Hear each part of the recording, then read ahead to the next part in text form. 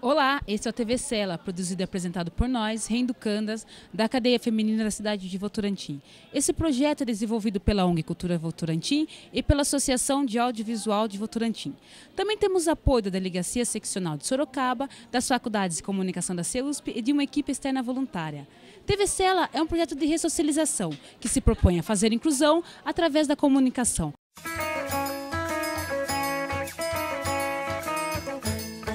Ele tem 30 anos de idade, é deputado estadual em primeiro mandato e líder do PSOL na Assembleia Legislativa do Estado de São Paulo. Foi candidato a prefeito em 2008 em Sorocaba. Olá, deputado. Olá, Yara, Edileuza. Quero primeiro agradecer o convite. É uma satisfação poder estar aqui na Cadeia Feminina de Votorantim e participar desse projeto que é o TV Cela, que é um projeto inovador e um projeto, na minha avaliação, que tem muito a contribuir com todo o sistema prisional aqui do Estado de São Paulo, porque essa reeducação, ou seja, essa ressocialização é muito importante, ainda mais usando essa ferramenta tão nova que é o audiovisual. Então eu quero agradecer também aos parceiros desse projeto, a CEUSP e os parceiros externos. Muito obrigado pelo convite. Deputado, vamos com a nossa primeira pergunta. O senhor já conhecia a cadeia de Votorantim? Não, nunca tive a oportunidade de estar aqui na cadeia pública de Votorantim, em que pese eu ser da Comissão de Direitos Humanos da Assembleia Legislativa. Eu acompanho muito as unidades prisionais. As cadeias, raramente eu vou porque existe um processo no Estado de São Paulo, não é de hoje, de esvaziamento das cadeias, né? Para que a gente não tenha mais a cadeia no Estado de São Paulo e apenas as delegacias. Então eu tenho visitado muito as unidades prisionais, os presídios, né? Deputado, uma pergunta que todas as renducandas, de todos os lugares, acho que estão se perguntando. O preso, ele tem o direito de votar? Tem o direito, sim, porque quando tem a sentença, a sentença, na verdade, o que é? Uma restrição de direitos. A sentença, ela pode restringir direitos, por exemplo, como direito à liberdade, a de liberdade plena e a liberdade restrita, que é aquele preso que fica no semiaberto, Então você tem uma série de questões. E, via de regra, não se coloca, principalmente para aquele preso que é o preso provisório, a perda dos direitos políticos.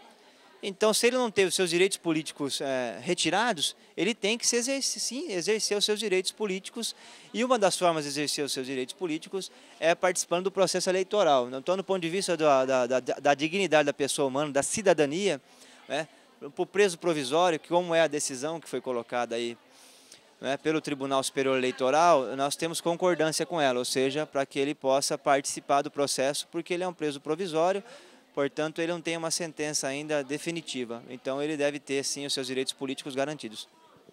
Entendi. E os deputados, hoje em dia, quais são as preocupações deles com nós encarcerados? Olha, dentro da Comissão de Direitos Humanos na Assembleia Legislativa, existe uma preocupação que é o foro, onde mais se discute o sistema prisional hoje no Estado de São Paulo, é a Comissão de Direitos Humanos da Assembleia Legislativa, porque chegam para nós uma série de denúncias em relação a maus-tratos, a desrespeito à dignidade da pessoa humana, e nós temos um entendimento, via de regra, a maioria dos deputados que integram essa comissão são deputados que são ligados ao tema, ou seja, o tema do respeito à pessoa humana. Então, dentro da Assembleia Legislativa existe essa comissão, e essa comissão faz audiências públicas com o secretário da Administração Penitenciária, discute os projetos e as políticas que são implementadas dentro das unidades prisionais e discute as iniciativas inovadoras. Nós estamos debatendo muito hoje a expansão da Central de Penas e Medidas Alternativas para que a restrição à liberdade não seja usada muito, e sim nós possamos ter, por exemplo, o trabalho à comunidade, para que empresas trabalhem e se estruturem dentro das unidades prisionais, para que nós tenhamos aqui no Estado de São Paulo mais unidades prisionais agrícolas, porque o trabalho é muito importante, que é o trabalho que nos diferencia, aquilo que é essencial ao ser humano é o trabalho. E quando o ser humano perde a sua liberdade e também fica sem o trabalho, acaba que ficando uma ociosidade muito grande, isso dá margem para processos que não são processos que contribuem para a ressocialização. Então, a Comissão de Direitos Humanos tem debatido essas questões. Agora, o ponto central hoje é a superlotação do sistema prisional em São Paulo. Hoje nós temos mais de 150 mil presos, e o governo tem feito uma política de aumentar o número de presídios, de investir para a construção de mais presídios, Só que nós achamos que o caminho não é por aí. O caminho deve ser evitar, né, que nós tenhamos mais pessoas propícias a cometer atos ilícitos e, por outro lado, reduzir a reincidência, ou seja, projetos dentro das unidades prisionais, né, e também das cadeias, para que as pessoas... Já tem, doutor, algum projeto em vista sobre ressocialização? Mais algum projeto em vista sobre ressocialização? Hoje o que nós temos são, infelizmente, são muito poucas, né, unidades prisionais, tem empresas trabalhando, né, no seu interior, e nós temos pouquíssimas, apesar do Código Penal dizer que deve ser a primeira modalidade, que é a unidade prisional agrícola, também nós temos muito poucas aqui no estado de São Paulo. Infelizmente, hoje, na nossa avaliação, a política prisional, né, ou seja, a política de segurança como um todo, mas a política penitenciária no estado de São Paulo é uma política equivocada. Por quê? Porque ela não trabalha a questão na sua plenitude, que é a redução, né, do número de presos, que nós temos muitos, né? São Paulo é o estado que mais tem no Brasil, né? Mais de 150 mil, e a reincidência é muito alta. Então, por falta dessas políticas. Infelizmente, hoje é isso que está acontecendo no estado de São Paulo, agora precisa ser revertido. Por quê?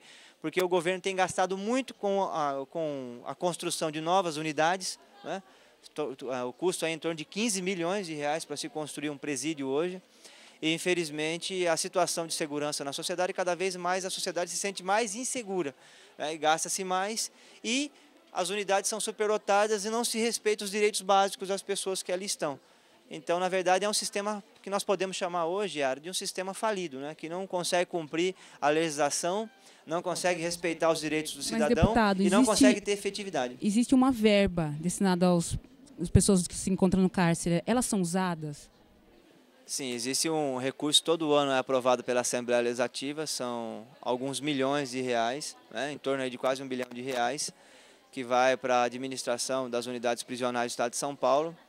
Mas, infelizmente, como nós não temos, né, uma política estruturante no Brasil, em especial em São Paulo, nas outras questões, quais são essas outras questões? Por exemplo, a questão do trabalho, né? Hoje nós temos muitos desempregados no estado de São Paulo, né? Mais de 10% da população não tem emprego. Então, ao não ter emprego, principalmente o jovem, né, tanto o homem como a mulher, acaba que ficando suscetível, né, a entrar aí para atividades ilícitas. Então, esse aqui é um problema. O segundo problema que nós temos é a própria unidade em si, né? Por quê? Porque as unidades, como o governo tem gasto dinheiro, e a grande parte dos recursos da Secretaria da Administração Penitenciária tem sido para a construção de novas unidades, então o governo está expandindo o sistema e não está investindo para que nós possamos ter projetos, que é isso que você coloca, que são projetos de ressocialização. Como esses projetos que estão sendo feitos aqui, especial TV Cela, que é um projeto, inclusive, muito barato, que poderia ser muito facilmente ser expandido para as outras unidades prisionais do estado de São Paulo, mas isso, infelizmente, não é hoje a principal preocupação. A principal preocupação do governo é a ampliação das unidades prisionais, né? E aí fica uma discussão terrível, porque os municípios não querem esses novos presídios, né? É a questão, por exemplo, da cidade aqui ao lado de Porto Feliz. Não sei se vocês lembram, o prefeito de Porto Feliz chegou aí a pé até a cidade de São Paulo contra uma unidade prisional na sua cidade, né? E o governo tem empurrado para os municípios as unidades prisionais, mas o governo também não manda junto faculdades, não manda junto políticas de geração de emprego, políticas de geração de renda, não contribui para a realização da reforma agrária em São Paulo. Então, os prefeitos estão fazendo essa resistência de forma muito inteligente, na minha avaliação. Por quê? Porque sabe que a unidade prisional vai ficar ali e ela não vai ter projetos de ressocialização, e não terá projetos estruturantes para geração de emprego, então vai ser uma unidade prisional que vai gerar notícias ruins, como rebeliões, desrespeito à dignidade humana, né? Processo de violência contra os internos, né? Como tem muito. Deputado, então, os prefeitos são contrários e, na nossa avaliação, estão contrários de forma correta. Já que o senhor está falando de superlotação, o que o senhor pode dizer sobre o novo CDP que está sendo feito aqui em Votorantim? Olha, ele entra dentro dessa política. A política hoje, infelizmente, é de expansão das unidades. Expansão de um tipo de unidade que não leva em consideração isso que é inato a todo ser humano. É o que nos diferenciou, inclusive, dos outros animais, que é a capacidade de trabalhar. Ao nós começarmos a trabalhar, nós começamos a produzir ferramentas, essas ferramentas nos deram novas necessidades e novas possibilidades, aí nós começamos a evolução da espécie nossa, que é a espécie humana. Então o trabalho é inerente a nós. O trabalho ao ser humano é fundamental. E todas as unidades que nós temos hoje no Estado de São Paulo, com raras exceções, que unidades que têm empresas trabalhando, ou as poucas unidades agrícolas, levam em consideração esse caráter fundamental da formação nossa, que é o trabalho. Infelizmente, hoje a maioria das unidades que estão saindo levam em consideração a questão educacional, que essa é uma política do novo secretário da administração, né? Por sorte, uma diferenciação em relação à antiga, porque nem espaço para educação tinha as unidades. Essas novas, pelo menos, têm essa preocupação, mas não levam em consideração essa outra esfera que é fundamental, que é o trabalho. E ao não ter o trabalho dentro da unidade prisional, você acaba tendo o ócio muito grande e aí a margem para problemas, né, que eu já tratei aqui, que não contribuem para a ressocialização. Então, na nossa avaliação, essa política é uma política equivocada. Tudo bem, mas e cursos profissionalizantes? Não tem como o Estado estar oferecendo para nós que se encontram no cárcere? É isso que nós temos defendido. Eu estou há 4 anos, né, na Comissão de Direitos Humanos. Quando fui vereador na cidade de Sorocaba, também fui membro da Comissão de Direitos Humanos. O que nós temos defendido são esses projetos, né? Que são projetos de ensino técnico, ensino tecnológico dentro das unidades prisionais.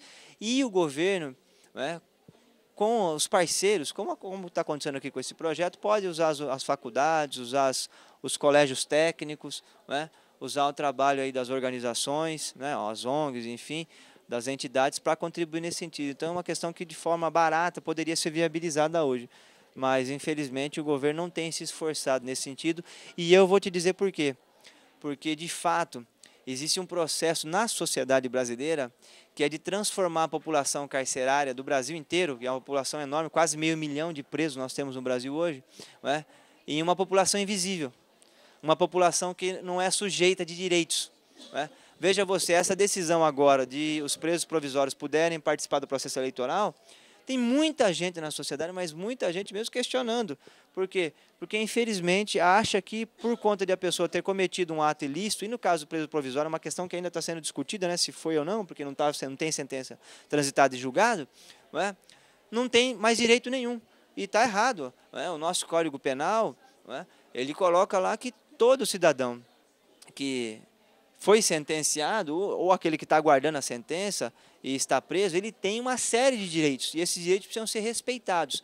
E, infelizmente, hoje na sociedade brasileira existe um movimento muito grande de desrespeito aos direitos da pessoa humana, e, infelizmente, a população carcerária é quem mais está sofrendo com isso. É por isso que o governo não cria políticas para atender esse setor da sociedade, que é o setor hoje mais fragilizado. Se nós formos falar em direitos humanos hoje, nós devemos falar primeiramente da população carcerária. Por quê? Porque é a população que está mais fragilizada e quase que não se levantam vozes na sociedade brasileira para defender.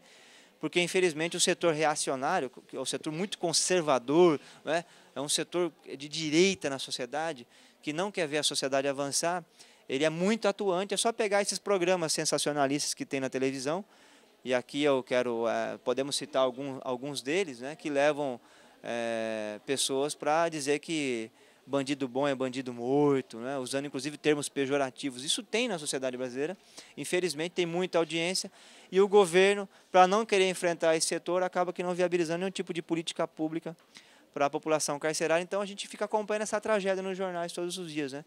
Isso é muito discutido na Comissão de Direitos Humanos, e a gente tem feito uma luta ali para cobrar o secretário para que viabilize essas políticas que você levantou agora. Vamos para um breve intervalo e logo voltaremos a conversar com o deputado estadual Raul Marcelo.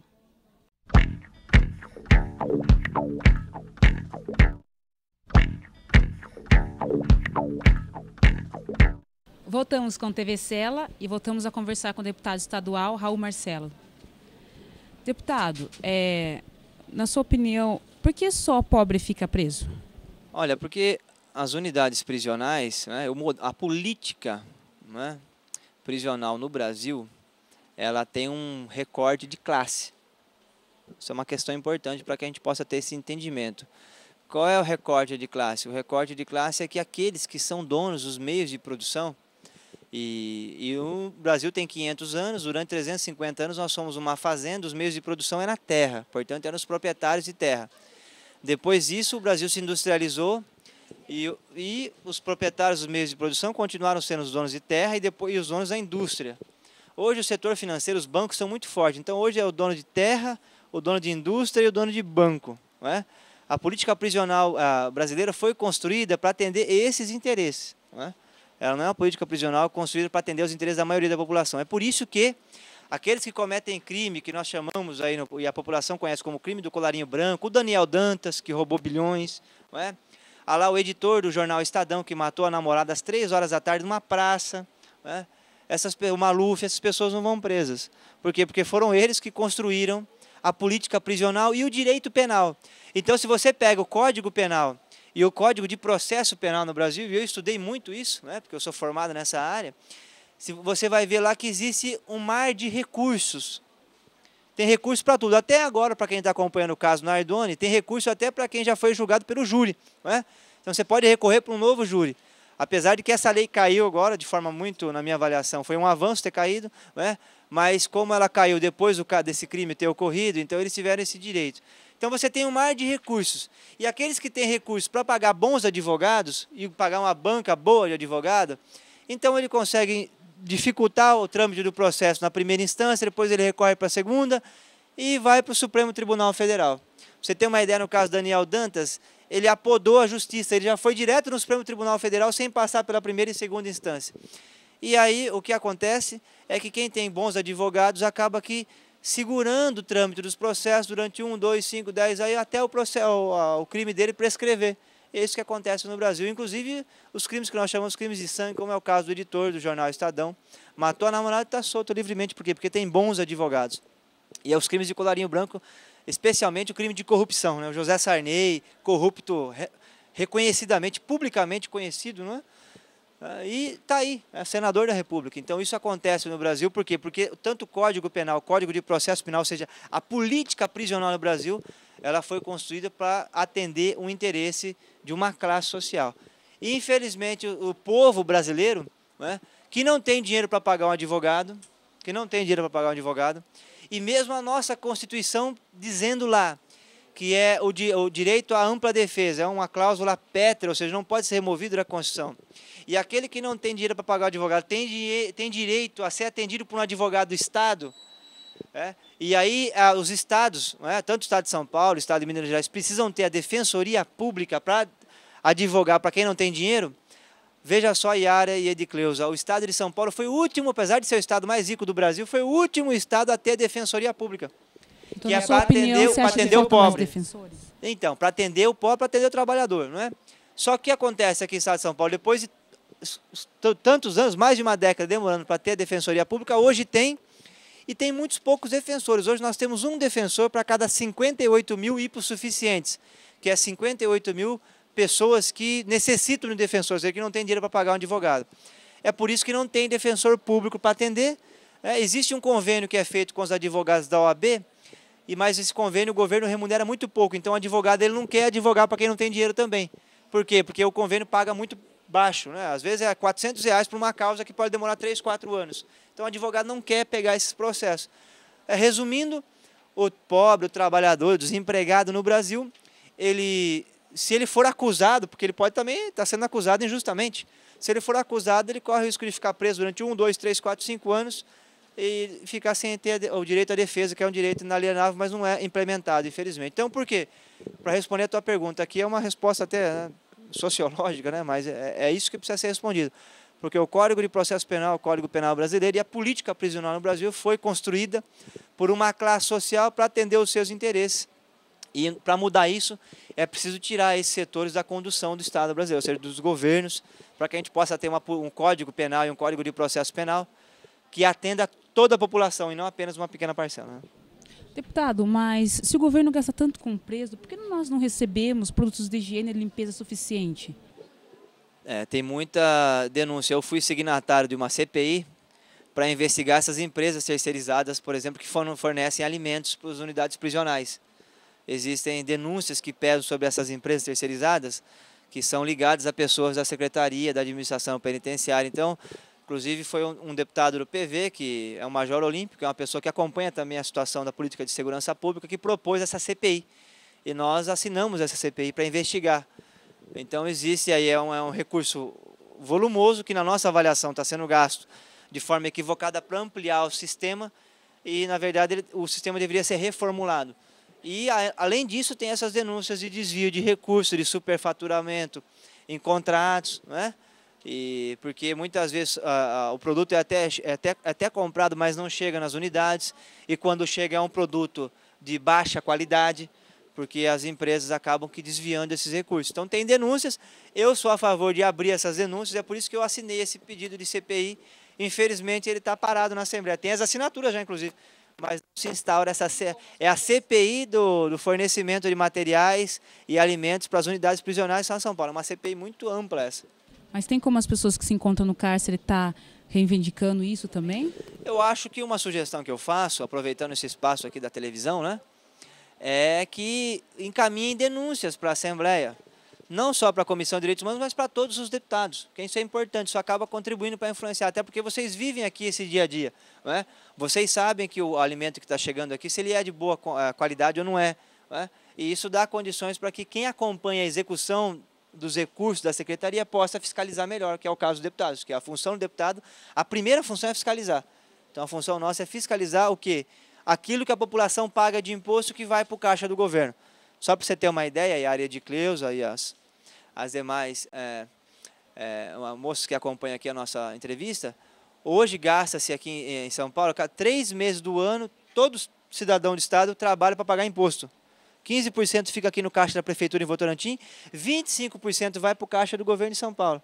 Então, e essa é uma parte desse recurso, é uma parte pequena, mas é uma parte, vai para o funcionamento das unidades prisionais. Então, quem está dentro tem que contribuir denunciando para que a gente possa fiscalizar. A sugestão que eu deixo é essa. Deputado, a seus olhos, quem sofria mais preconceito na sociedade? Um negro sem passagem ou um branco com passagem? Olha, o negro, né? E eu sou ligado ao movimento de igualdade racial, inclusive sou autor do projeto de lei do feriado em Sorocaba do 20 de novembro. Pra você ter uma ideia, o Brasil é tão injusto que em 1950 eles fizeram no Brasil, os donos de terra fizeram a lei de terras. A terra no Brasil não tinha valor. Aí em 1850 foi feita uma mudança, a terra passou a ter valor monetário. Mas por que eles começaram a ter valor monetário na terra? Porque tinha uma pressão mundial já para acabar com a escravidão.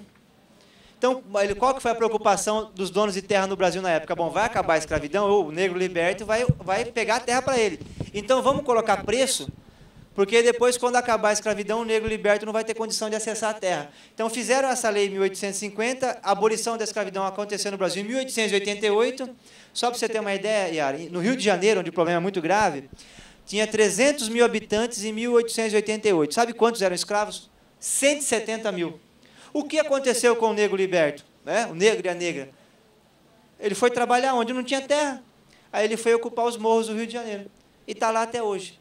Depois que terminou o processo de escravidão, nós começamos a ter a industrialização no Brasil. A industrialização no Brasil não fez a reforma agrária, não fez política de saúde, política de habitação e política de educação. Então o negro liberto ficou lá no morro esperando política social. E ela não veio até hoje.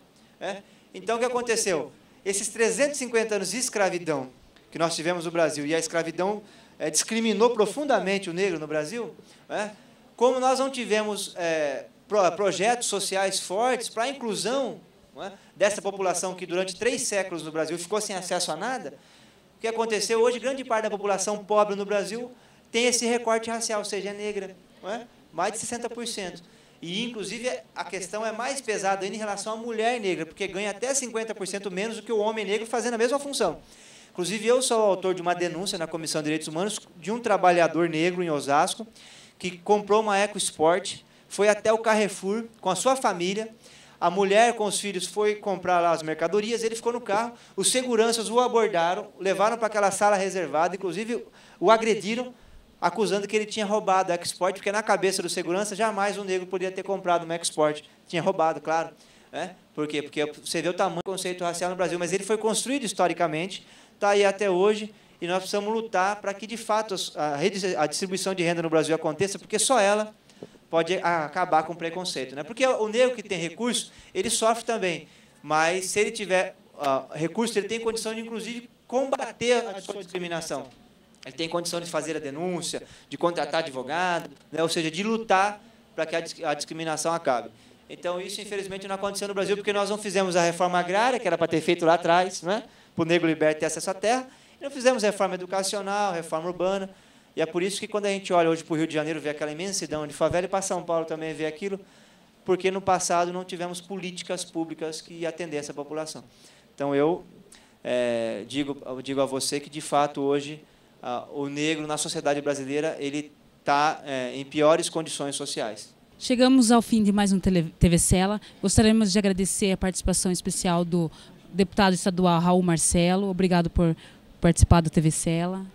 Eu agradeço a Yara, que está aqui me entrevistando, a Edicleusa, que o pessoal não está vendo, que está operando lá a nossa filmadora, ao grupo todo aí que participou do estudo, e da formulação das questões. Eu queria parabenizar o projeto TV Cela, porque é um projeto muito inovador e traz essa atividade aqui para dentro, que é uma atividade importante, que contribui para o desenvolvimento intelectual, para a socialização, para o trabalho coletivo.